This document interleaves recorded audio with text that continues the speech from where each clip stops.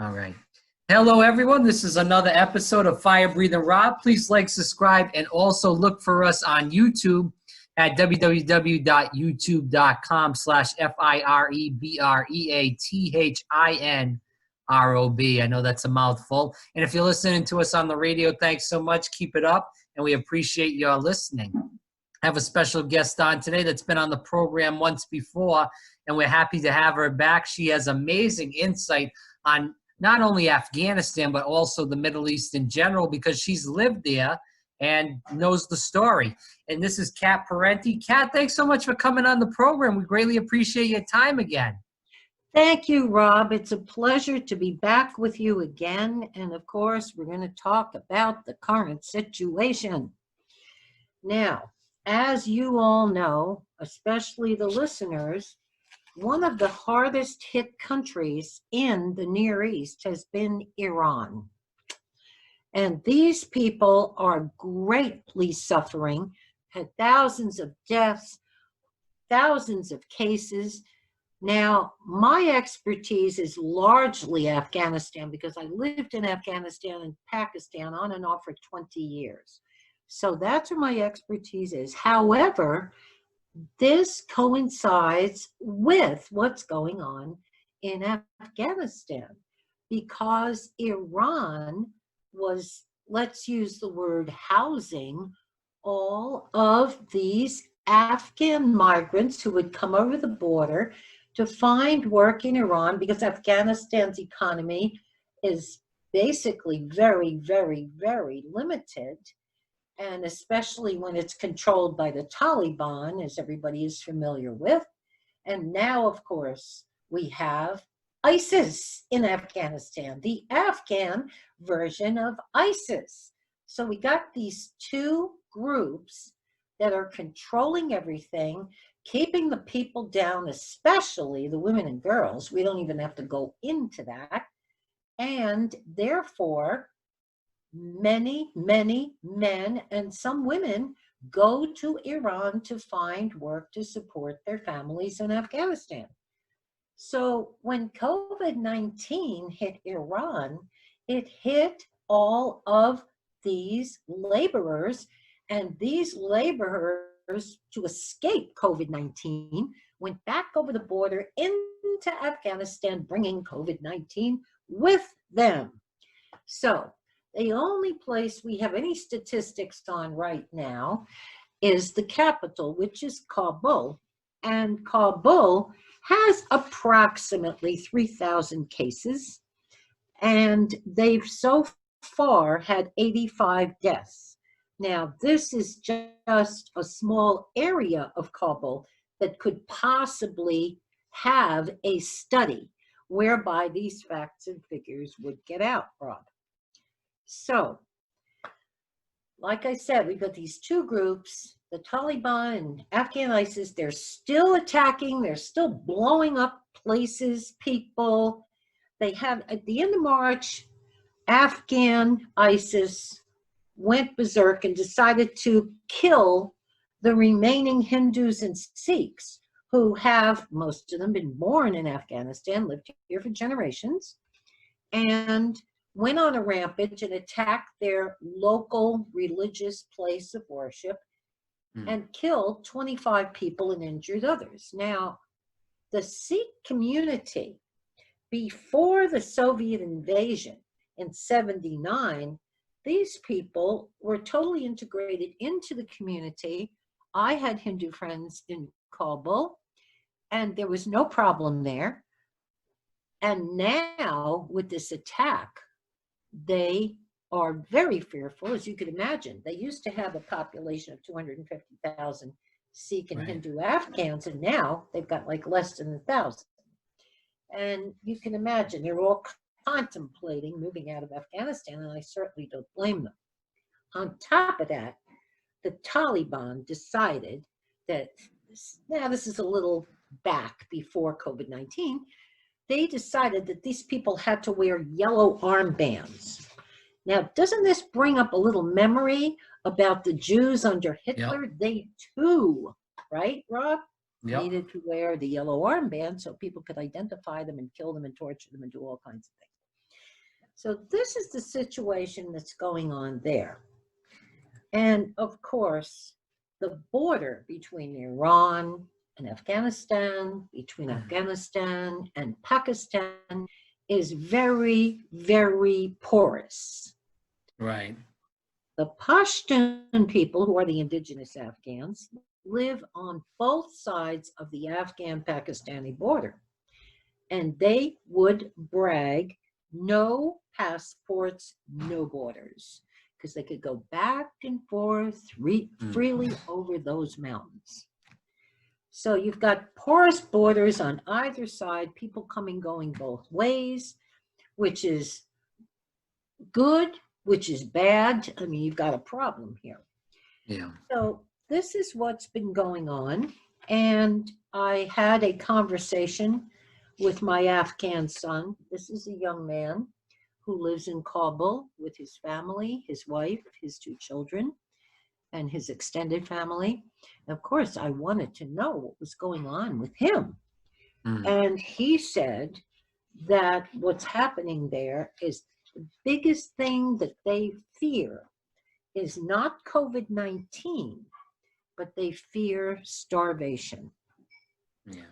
The prices of food, Rob, the rice and the beans have gone up anywhere from 8 to 12%.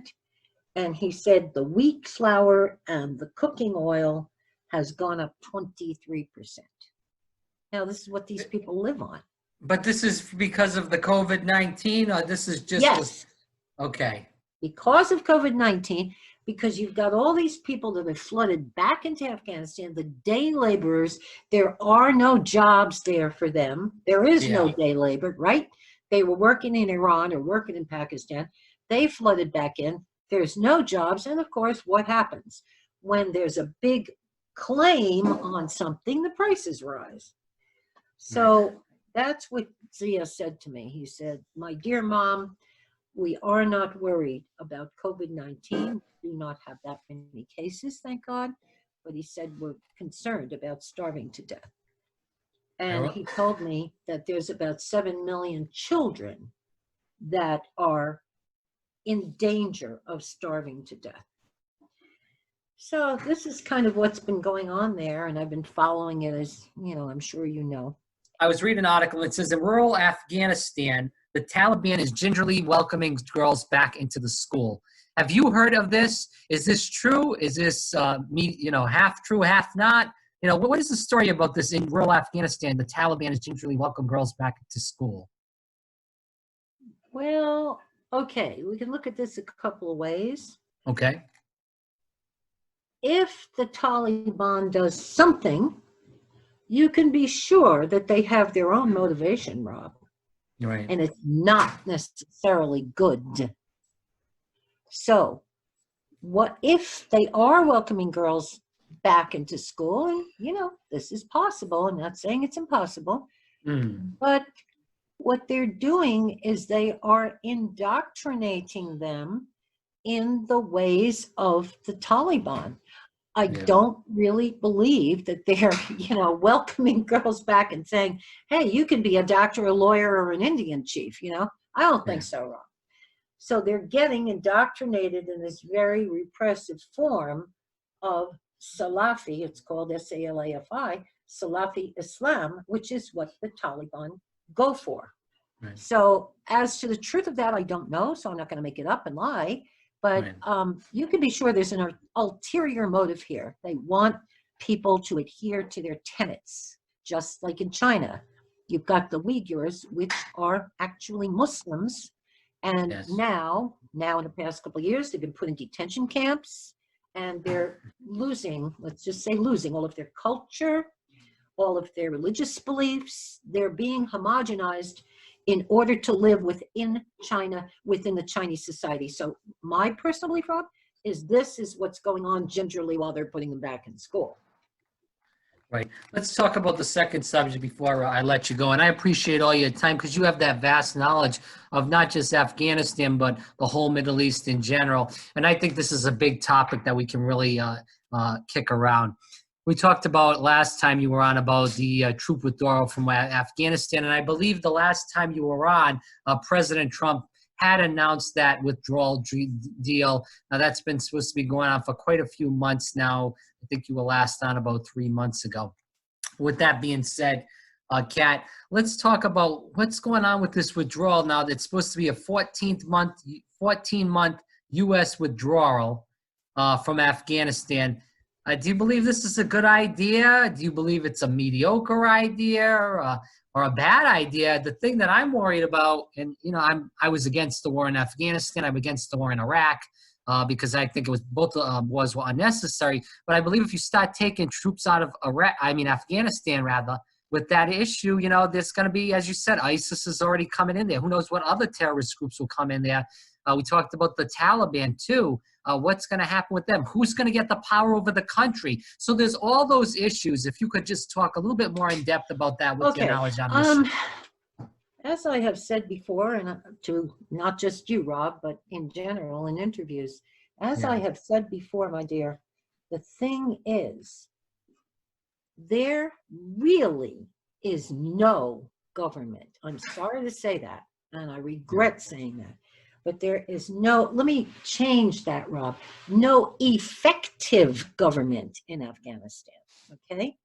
These people are just shuffling paper around.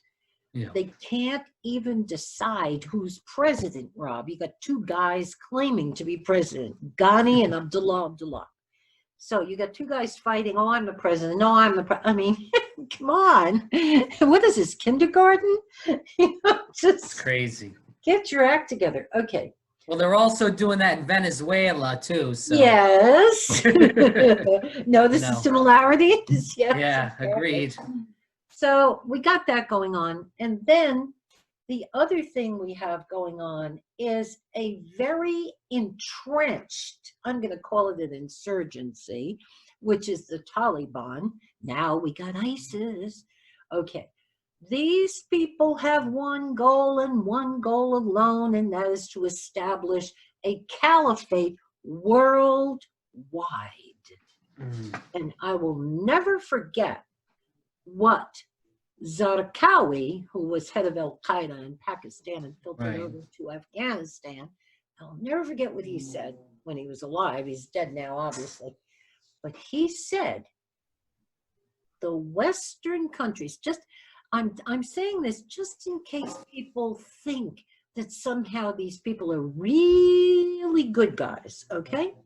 What he said is the Western countries are so suicidally open that it is very easy for us to go in there, kill them, kill their children, and destroy their culture.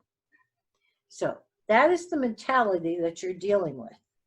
This is the Taliban, ISIS, and all these jihadist groups. They want control.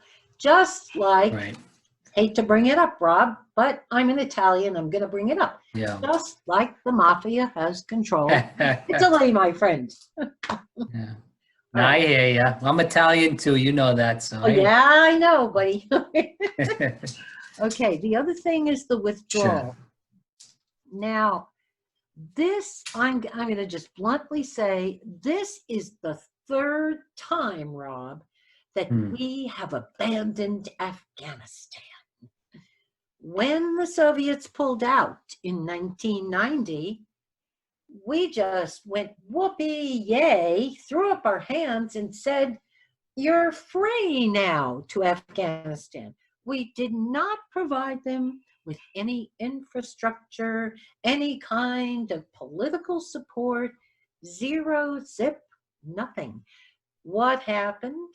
We had the civil wars of the Mujahideen, which just decimated the country. The only guy worth anything that perhaps could have pulled things together was Ahmad Shah Massoud, who, of course, quote, unquote, died in a plane crash. How convenient. At the time, I was running a program through the Intergovernmental Committee for Migration, and I was bringing wounded resistance fighters to Phoenix for free medical treatment. And one of the fighters told me, because his brother was one of the people with Ahmed Shah Massoud on that plane. And he and his family, the plane crashed, they all died. This guy, the brother, who obviously was not on the plane, his family investigated Charlie. And he found out that this thing was all planned. So things could go down the toilet. And of course, God bless America, we supported Hekmatyar, who was like an early Taliban, if you will. That went nowhere. So that's number one on the abandonment scale. Number two on the abandonment scale was the rise of the Taliban in the 1990s. And then in 2001, we went in there and we pushed them all back. Okay, great, super wonderful. We did the same thing. We walked away. Right. And now we're doing the same thing. With the programs that you do for the women in Afghanistan, can you talk to the viewers about it just in case they didn't see the last program we did? Okay. Well, first of all, Rob, everything is on lockdown, so nobody's going anywhere with anything. Right. So that's all ground to a halt ever since this thing raised its ugly head. COVID-19, I'm talking about. What I wish to do when things get back to the new normal is get small technology like tablets or like iPhones, Android phones, whatever. No, they can't use Apple products. They don't have the infrastructure for that. But Android products, phones, tablets, et cetera, to Afghan schoolgirls. And there are several organizations over there in Afghanistan, in Kabul, run by women that I have been in touch with. And but just to interrupt you, Kat, and I'm sorry about this, but because you're on that subject, you know, with the internet infrastructure, how is it over there? Because, you know, with all the bombing and the fighting done by the U.S. and all these other countries, it can't be that great. No, it's not that great. But remember, the Taliban. Okay, wait a second. Let's just do a visual here, okay? Okay. Just let's say tomorrow morning the United States goes to war with Italy, okay? Yeah. Are they going to bomb the Vatican? No. I don't think so. Are they going to bomb, if they go to war with Saudi Arabia, are they going to bomb Mecca? I don't think so. No. See what I mean? So the Taliban has been very careful with their bombings. Yes, they want to kill people, but they don't want to disturb the infrastructure because the Taliban all have cell phones and the Taliban all have tablets. So, you know, it's in their own interest to keep it going. Okay. Long story short, Rob, to get these things to these girls inside this country, fine and dandy. And even if the Taliban completely takes over and shuts everything down, all the women and girls are going to do is the same thing they did last time. They go underground. Okay, now we're going to have school at Rob's house this week. Okay, next week we're going to have school at Kat's house. See? So it goes on. People find out how to go around things.